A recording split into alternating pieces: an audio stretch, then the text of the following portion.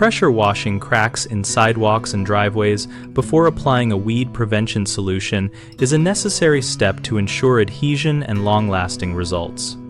Start by removing loose debris with a stiff broom or a hand scraper to expose compacted soil and root fragments.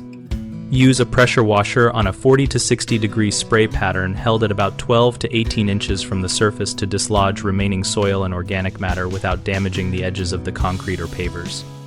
If a pressure washer is not available, a wet and dry vacuum combined with a stiff brush will pull out finer particles.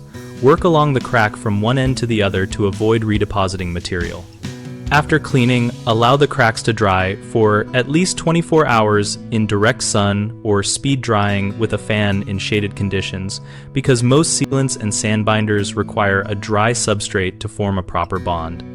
For persistent root systems, use a narrow metal tool to extract roots to a depth of 2 to 3 inches before applying a herbicidal barrier, then follow label directions for safe application and dwell time. Finally, when installing polymeric sand or a crack sealant, compact the material firmly and remove excess immediately to prevent residue that could trap moisture and promote regrowth.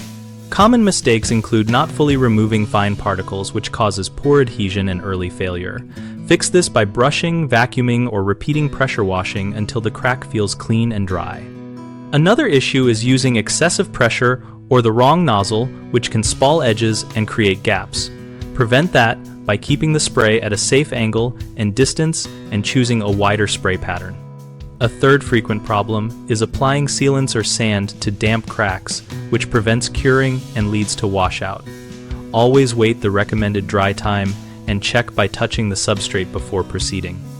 BigHomeProjects.com connects homeowners with local contractors and provides a space for practical project guidance relevant to sidewalk and driveway care.